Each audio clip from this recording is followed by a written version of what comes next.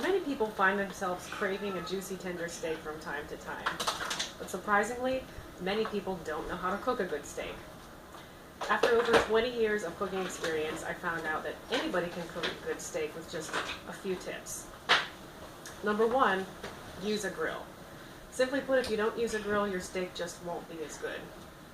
Food cooked with smoke and fire creates a flavor that's unable to be replicated by any other cooking method. You can cook a good steak in a pan on your stovetop or sometimes in your broiler in your oven if you don't have a grill, but it's always best to use a grill if you have one. The number two tip is to choose a proper cut of meat, and this is where most people go wrong. When they shop for meat, they usually don't know what they're looking for, so they'll choose a cut of meat that's on sale or cheap just to save money, but it's not ideal for grilling. Cheap cuts of meat always result in a tough, chewy steak, which is not tasty. So if you don't know what to shop for, look at the labels, because supermarkets are now labeling a lot of cuts of meat with the label that explains how to cook that particular cut of meat.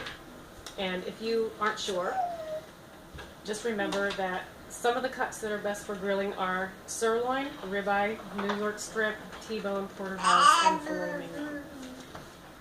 The third tip for cooking a good steak is cook on high heat for a very short time.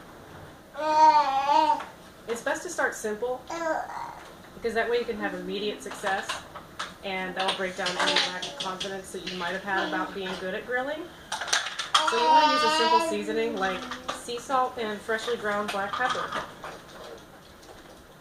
Many people prefer charcoal grills over gas grills, but I say if you're new at grilling to use a gas grill because it's just a lot easier. So to cook a steak, turn all your burners onto medium and allow the grill to preheat for about 10 to 15 minutes. This is a good time to go have a beer or a mojito on the patio with your friends. When the grill's been heated up, place the steaks on the grates in the opposite direction of the grates. When you place the steaks on it, you should hear a loud sizzling sound, and this is how you'll know that you did it right. Depending on the cut and the thickness of the steak, the cooking times may vary a little bit, but we're just going to stick with the basics today. Since most steaks are about 1 inch thick,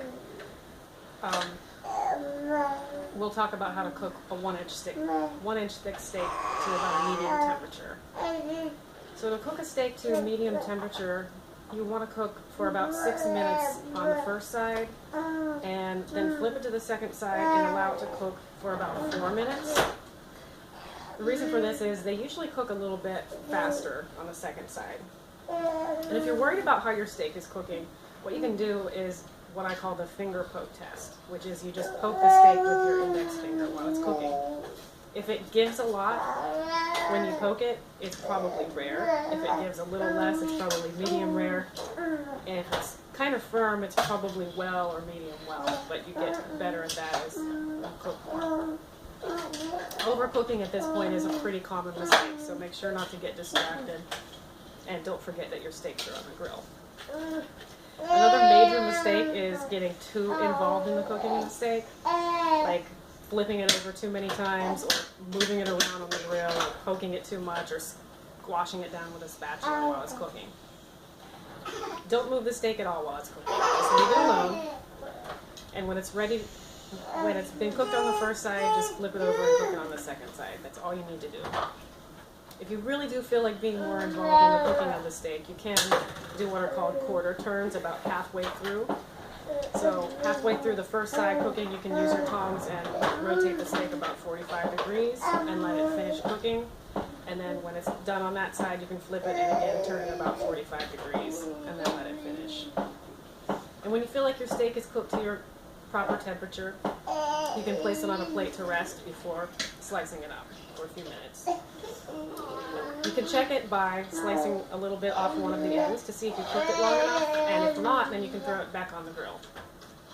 It's always better if you're going to make any kind of mistakes, it's always better to undercook it a little bit, because if it's undercooked, then you can just put it back on the grill and cook it a little bit longer. But if it's cooked too long, you can't uncook it. So always try to go for a little bit less than what you think if you're not exactly sure, because you can always fix that. And if you follow these tips, your steak will probably turn out pretty good.